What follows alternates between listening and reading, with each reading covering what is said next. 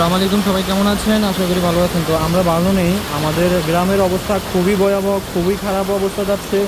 আমাদের গ্রামে প্রচুর পরিমাণ বৃষ্টি হয়ে আমাদের গ্রামবাসী সব ডুবে যাচ্ছে। আমি বর্তমানে আমার গ্রামের বাড়ি হচ্ছে লক্ষ্মীপুর জেলার রায়পুর থানাতে। তো দেখতে পাচ্ছেন খুবই খারাপ ভয়াবহ অবস্থা। বাহিরে নামা যাচ্ছে না, এক গলা সমান পানি। তো এখানে দেখেন